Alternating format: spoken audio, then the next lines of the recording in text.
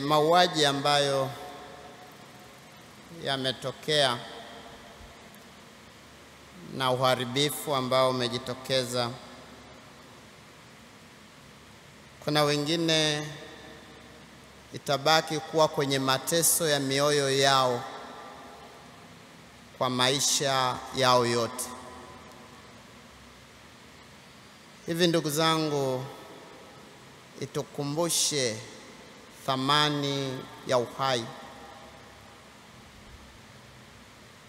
Itukumbushe moyo wa msamaha. Maumivu hayo katika taifa letu ambayo yamewakuta wengine wakiwa katika maandamano, lakini wengine wakiwa nyumbani, yaweze kutambua kama Injili inavyotuambia, taifa letu limekwazika, limekwazwa hayo yaliyotokea. Ukitambua thamani ya utu ama uhai wa mwanadamu, hata mtu ambaye pengine anahukumiwa kufa na mwenyewe anapata msamaha, sembuse uhai wa hawa ndugu zetu. Ndugu zangu, Injili, Kristo anaeleza juu ya hukumu ya mtu anayeleta makwazo, kwamba ingefaa mtu huyo apotee, afungwe jiwe na kutupwa kwenye kina cha bahari.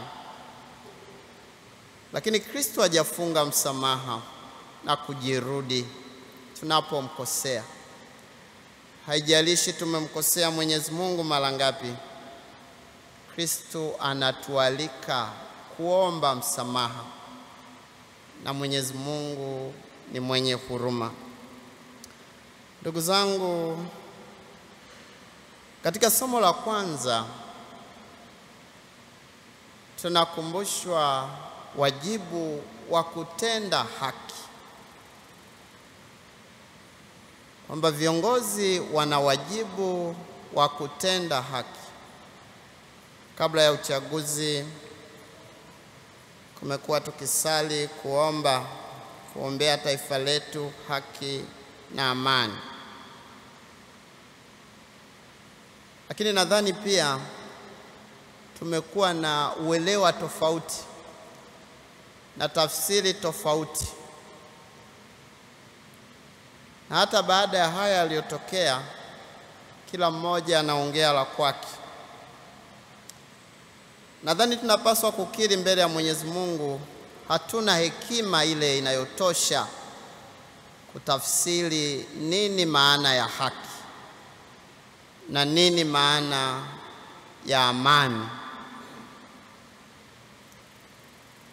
Kama tunaelewa vizuri maneno hayo, au wengine yale maneno, kuna maisha baada ya uchaguzi, kuna maisha baada ya kampeni. Kama tunavyokumbushwa, kuna maisha baada ya maisha ya hapa duniani, maisha ya umilele. Pengine maneno hayo pia hatuyaelewi vizuri, na ni kwa sababu hatuna ukamilifu wa hekima ya Mwenyezi Mungu. Hivyo ndugu zangu, sote tunachohitaji ni kuomba toba, kuomba huruma ya Mwenyezi Mungu, kama vile tunavyoombea huruma ya Mwenyezi Mungu wa ndugu zetu marehemu waweze kumfikia Mungu mwenyewe. Hakuna mmoja wetu aliye na hekima ya kutosha. Uwe kiongozi usiwe kiongozi, lakini hekima ya Mwenyezi Mungu ni hekima ambayo unaweza ukajaliwa tu kama una unyenyekevu na kuwa tayari kutubu mbele ya Mwenyezi Mungu.